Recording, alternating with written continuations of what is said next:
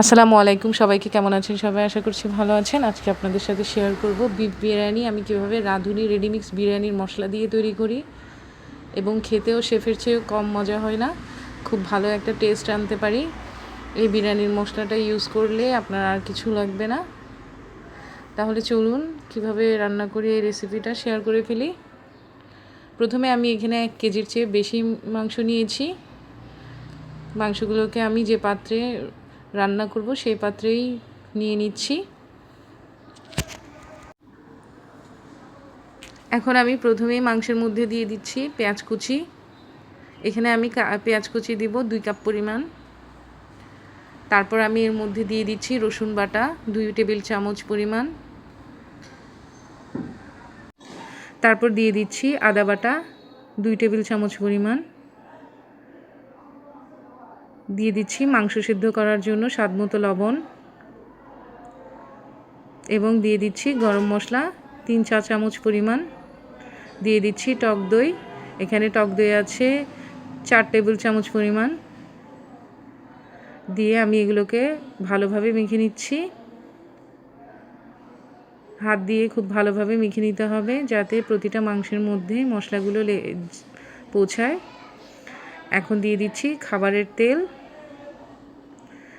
সব কিছু দিয়ে আমি এখন ঢাকনা দিয়ে চুলায় বসিয়ে দিব। ঢাকনা উল্টিয়ে আমি কিছুক্ষণ পরপর মাংসগুলোকে নেড়েচেড়ে কষিয়ে নিয়েছি। তারপর যখন 50% সেদ্ধ হয়ে গেছে মাংসগুলো, এর মাঝে আমি দিয়ে দিয়েছিলাম রাঁধুনি রেডিমিক্স বিরিয়ানির মশলাটা। রাঁধুনি বিরিয়ানির মশলা আমি এখানে 2 প্যাকেট ইউজ করেছি। যখন দিয়েছিলাম তখন ভিডিওটা স্কিপ হয়ে গেছে। দেখুন আমি রাঁধুনি রেডিমিক্স বিরিয়ানির মশলা এটা ইউজ করেছি 2 প্যাকেট। বিরিয়ানির মশলার সাথে আমি এগুলোকে আরও 10 থেকে 15 মিনিট কষিয়ে নেব। এই পর্যায়ে মাংসগুলোকে ঘন ঘন এভাবে করে নেড়েচেড়ে দিতে হবে, তা না হলে নিচে লেগে যাওয়ার সম্ভাবনা থাকে এবং পুড়ে যাওয়ারও সম্ভাবনা থাকে। দেখুন ঢাকনা দিয়ে আমি মাংসগুলোকে কিছুক্ষণ পরপর নেড়েচেড়ে কষিয়ে নিচ্ছি। তেলটাও কিছুটা ছেড়ে আসছে। পুরোপুরি তেলটা ছেড়ে আসলে, মশলাগুলো ঘন হয়ে গেলে, মাংসগুলো প্রায় 90% পরিমাণ সেদ্ধ হয়ে গেলে তারপর মনে করতে হবে যে মাংস কষানো হয়ে গেছে। দেখুন কিছুটা লেগে আসছে, কারণ মাংসের গায়ে তেমন একটা পানি নেই। খুব ভালোভাবে কষানো হয়ে গেছে, দেখেই বোঝা যাচ্ছে। মাংসের গ্রেভিটা এমন ঘন হয়ে আসবে আর নিচে লেগে আসবে, তখনই বুঝতে হবে যে মাংস রেডি হয়ে গেছে বিরিয়ানির জন্য। এই যে আমি 30 মিনিট আগেই চাল ধুয়ে রেখেছিলাম আর মাংসগুলোকে আমি তুলে রেখেছি। এখন আমি চুলায় একটি প্যান বসিয়ে দিব। প্যানটা গরম হয়ে গেলে দিয়ে দিব পরিমাণ মতো তেল। তেল আমি এখানে কম দিয়েছি কারণ মাংস কষানোর মধ্যে বেশ কিছুটা তেল রয়েছে। তেলটা কয়েক সেকেন্ডের মতো গরম করার পরে তার মাঝে আমি এখন দিয়ে দিব ঘি। ঘি আমি এখানে 2 টেবিল চামচ পরিমাণ দিচ্ছি। ঘিটা গলে গরম হয়ে গেলে তারপর আমি এর মাঝে দিয়ে দিব পেঁয়াজ কুচি। পেঁয়াজ কুচিগুলোকে আমি বেরেস্তা করে নেব। সবগুলো পেঁয়াজ কুচি দিয়ে আমি খুব ভালোভাবে এগুলোকে নেড়েচেড়ে পেঁয়াজ বেরেস্তা করে নেব। পেঁয়াজ বেরেস্তা হয়ে গেলে এগুলোকে আমি একটা বাটিতে তুলে রাখব। দেখুন যতটা তোলা যাচ্ছে আমি ঠিক ততটাই তুলে রাখছি। এবার বাকি বেরেস্তাগুলোর মধ্যে আমি চালগুলোকে দিয়ে ভেজে নেব। বিরিয়ানির চাল যত ভালোভাবে ভেজে নেবেন ততটাই ঝরঝরে হবে বিরিয়ানি। সবগুলো চাল দিয়ে আমি এখন একটা কাঠির সাহায্যে ভালোভাবে নেড়েচেড়ে এগুলোকে ভেজে নেব। পেঁয়াজ বেরেস্তার তেলের সাথে ভাজলে চালটা খুব সুন্দর একটা ফ্লেভার আসে বিরিয়ানি থেকে। দেখুন ঠিক এইভাবে নেড়েচেড়ে পোলাওর চালগুলোকে ভেজে নিতে হবে। এই হচ্ছে পেঁয়াজ বেরেস্তাগুলো।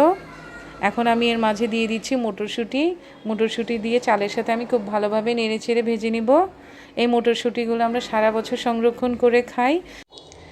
মটরশুঁটিগুলোকে ডিপ ফ্রিজে রেখে পরবর্তীতে বিরিয়ানি কিংবা পোলাওর সাথে রান্না করলে এগুলো খুব ভালো করে সফট হয় এবং খেতেও অসাধারণ লাগে। এখন পোলাওর চাল আর মটরশুঁটি ভাজা হয়ে গেলে আমি এর মাঝে দিয়ে দিব কষানো মাংসগুলো। সবগুলো কষানো মাংস আমি এর মাঝে দিয়ে দিব।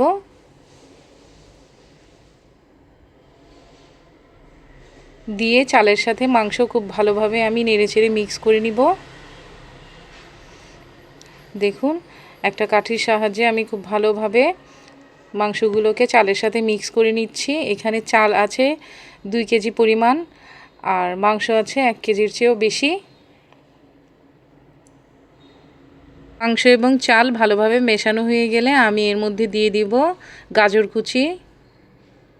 গাজর কুচিটা বিরিয়ানির সৌন্দর্যের জন্য দেওয়া। এখন আমি এগুলোকে আবার ভালোভাবে নেড়েচেড়ে নিচ্ছি।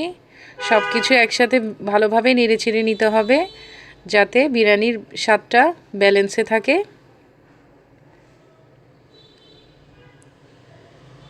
খুব ভালোভাবে নাড়াচাড়া করে নিতে হবে এগুলোকে। এখন আমি দিয়ে দিব এখানে পানি আমি আগে থেকে ফুটিয়ে রেখেছি। এখানে চালের দ্বিগুণ আমি পানি নিয়েছি। চাল যদি হয় 2 কেজি, আমাকে 4 কেজি পানি দিতে হবে, 4 লিটার পরিমাণ। এখন আমি দিয়ে দিলাম দুধ আমি এখানে 1 কাপ পরিমাণ দিয়েছি।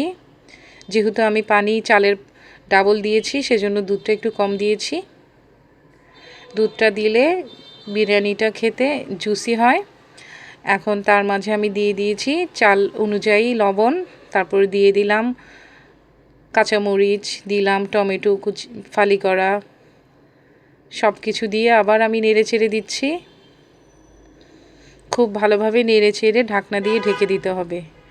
ঢাকনা দিয়ে ঢাকার পরে এটাকে আর বেশিক্ষণ ঢাকনা উল্টিয়ে নাড়া যাবে না, বারবার নাড়া যাবে না। হাতে গোনা 2 থেকে 3 বার নাড়াচাড়া করা যাবে।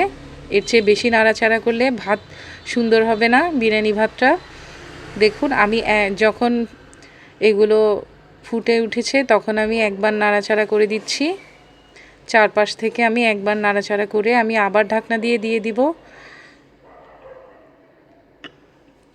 ঢাকনা দেওয়ার পর সেকেন্ডবার আমি আবার নেড়ে দিচ্ছি। দেখুন পানিটা অনেকটা শুকিয়ে গেছে। এখন আমি পানিটাকে নিচের দিকে নিয়ে চালটাকে উপরের দিকে উঠিয়ে দিয়েছি। তারপর আমি আবার ঢাকনা দিয়ে রেখে দিব। এখন আর নাড়াচাড়া করা যাবে না, এগুলোকে আমি দমে দিয়ে দিব।